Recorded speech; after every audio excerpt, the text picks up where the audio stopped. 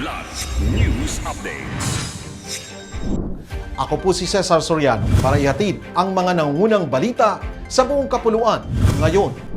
Kinumpirma ng National Capital Region Police Office o NCRPO na arestado na ang pulis na sangkot sa viral video kung saan nakuha ng nanulak sa isang rider habang nagmamaneho ng motorsiklo. Sa nasabing video, nakuha sa C5 Road, corner Lanuza Avenue sa Pasig City noong Mayo 12, makikitang sinundan ng motorsiklong pulis ang rider bago umano itinulak ito, dahilan upang mawala ng kontrol at matumbas sa kalsada.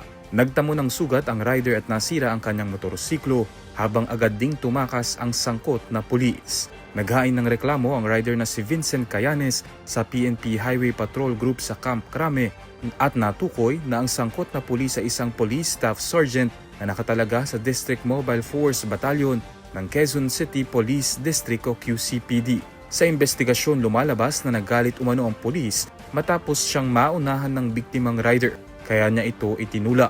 Tiniyak naman ng NCRPO at National Police Commission o NAPOLCOM na walang miyembro ng pulisya ang ligtas sa pananagutan.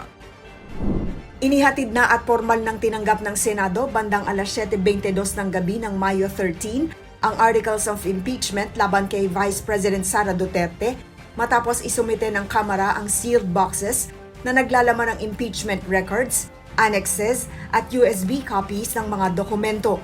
Tinanggap ni na Senate Secretary Mark Leandro Mendoza at Deputy Secretary for Legislation Marivic Garcia ang House Committee Report number 261 kaugnay ng impeachment complaint laban sa Vice Presidente. Kasunod dito ng impeachment ni Duterte noong May 12 matapos aprubahan ng 257 ng mga mambabatas ang reklamo. Samantala, nilinaw ni Bicol Sara Representative Terry Redon na walang umiiral na patakaran na dapat parehong araw maisumite sa Senado ang impeachment articles kasunod ng mga tanong hinggil sa umano'y delay ng transmittal. Bandang 7:46 PM o ilang minuto lamang matapos matanggap ng Senado ang mga dokumento, umugong naman ang sunod-sunod na putok ng baril sa loob ng gusali habang nasa Senado si Ronald Bato de la Rosa na umiiwas umano sa posibleng ICC arrest kasama ang iba pang mga senador.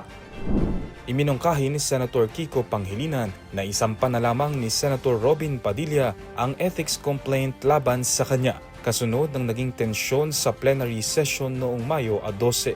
Sa sesyon kahapon, muling inalmahan ni Padilla ang hindi paghingi ng paumanhin ni Pangilinan sa umano'y pagsigaw nito sa kanya nang talakayin ang tamang paggamit ng oras sa Senado.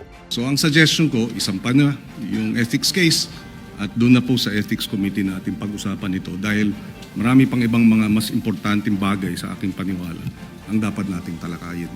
Depensa naman ni Padilla, wala na po siguro mas importante kung rules of the Senate ang pinag-uusapan natin. So, ibig pong sabihin ba niyan na hindi kayang mahumingi ng paumanhin ng isang veteran senator? nais din ni Padilla na ipatanggal sa Senate records ang pagtaas ng boses sa kanya ni Pangilinan dahil ayaw niya umanong makita na ang isang Muslim na senador ay sinisigaw-sigawan umano sa plenaryo. Noong Mayo 12 nang nagkaalitan sa plenaryo ang dalawa nang pag-usapan ang resolusyon para protektahan si Senator Ronald Bato de la Rosa.